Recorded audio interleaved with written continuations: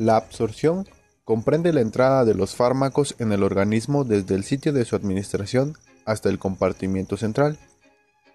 La absorción implica el paso a través de membranas celulares. Este paso dependerá de factores como tamaño, grado de ionización, liposolubilidad, preparación farmacéutica, lugar de absorción y procesos de eliminación presistémica como por ejemplo el efecto del primer paso hepático, que provocan que un fármaco sea metabolizado antes de llegar a la circulación sistémica. Por lo general, los fármacos liposolubles con un peso molecular pequeño y que se encuentran no ionizados les resulta más fácil atravesar las membranas celulares.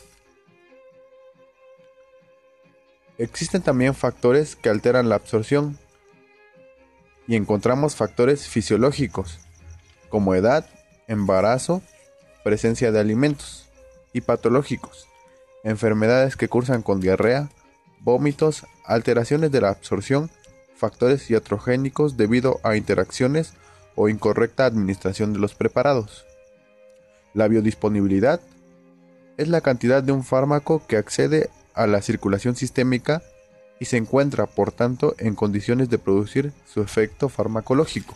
La biodisponibilidad de un fármaco tiene mayor interés clínico que la propia absorción, y es habitual referirnos a la absorción de un fármaco cuando realmente se describe su biodisponibilidad. La biodisponibilidad solo tiene en cuenta la concentración en sangre, pero no el tiempo en que tarda en alcanzarse. Para hablar de la concentración según el tiempo en que tarda en alcanzarse, se utiliza el término bioequivalencia. Para la mayoría de los fármacos, sus efectos guardan estrecha relación con sus niveles plasmáticos, y hablamos entonces de concentración mínima eficaz, para referirnos a la concentración necesaria para producir el efecto, y concentración mínima tóxica, entendida como aquella que si se supera, origina efectos nocivos. La diferencia entre ambas es la llamada concentración eficaz o margen terapéutico. Después de su absorción en el torrente sanguíneo, el fármaco se distribuye en los líquidos intersticial e intracelular. Para lograrlo, diversos factores fisiológicos y físico-químicos, entre ellos el gasto cardíaco y la corriente sanguínea regional, determinan la llegada y posible cantidad del fármaco en los tejidos. El medicamento llega con gran velocidad a hígado, riñones y encéfalo, mientras músculo, vísceras, piel y grasa tienen una llegada más lenta del medicamento. Esto se debe a la corriente sanguínea regional. El objetivo de todo esto es equilibrar el medicamento de la sangre y el aporte a tejidos.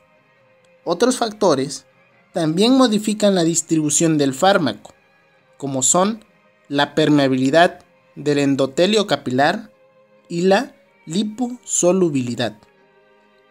Pero sin duda, el factor más importante en la distribución sangre-tejido es la unión del fármaco a proteínas plasmáticas o macromoléculas hísticas. Muchos fármacos circulan en el torrente sanguíneo unidos a proteínas plasmáticas.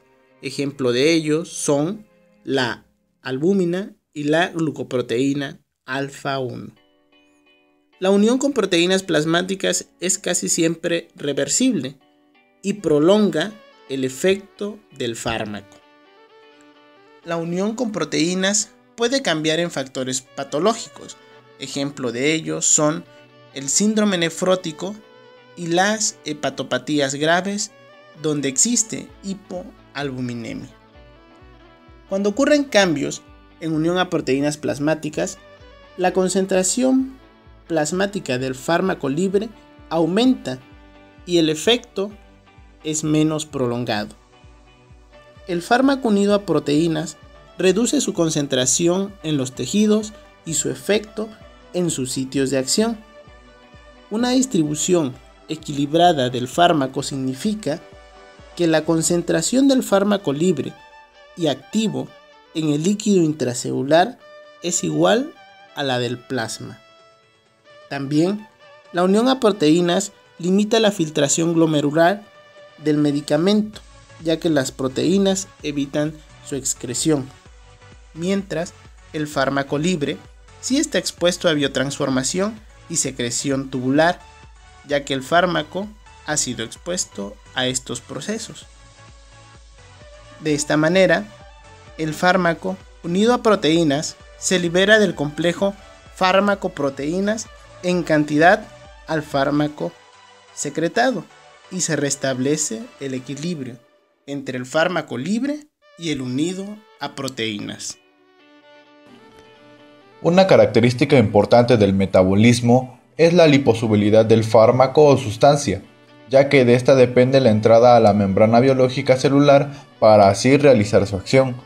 Los fármacos y sustancias hidrosolubles pueden eliminarse sin sufrir transformación, a diferencia de otras que no la son, ya que éstas deben ser previamente transformadas en metabolitos, los cuales son sustancias más polares.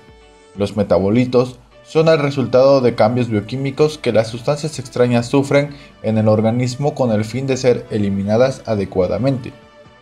Normalmente, una vez que el fármaco se convierte en metabolito, este pasa a ser inactivo.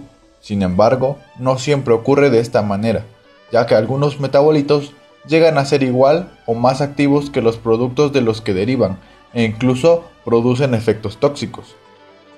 El proceso de biotransformación o metabolismo se lleva a cabo fundamentalmente en el hígado, al igual que puede ocurrir en el intestino delgado, riñón, sangre, glándulas suprarrenales y placenta. El proceso de biotransformación se lleva a cabo en forma secuencial en dos fases. En la fase 1 de la biotransformación ocurren reacciones no sintéticas que producen activación, cambios de actividad o inactivación del compuesto original. En la fase 2 se acoplan compuestos endógenos y se inactiva en general el fármaco. El sistema enzimático más utilizado en el metabolismo de los fármacos está constituido por enzimas oxidativas. La oxidasa terminal es una hemoproteína denominada citocromo P450 que se localiza principalmente en el hígado y pared intestinal. Las reacciones metabólicas de reducción e hidrólisis están catalizadas por enzimas microsomales y no microsomales. La biotransformación no microsomal de los fármacos se produce también en el hígado, plasma y otros tejidos. La activación de las enzimas microsomales puede ser inducida por muchos fármacos y sustancias químicas ambientales, pero las enzimas no microsomales no son susceptibles de inducción.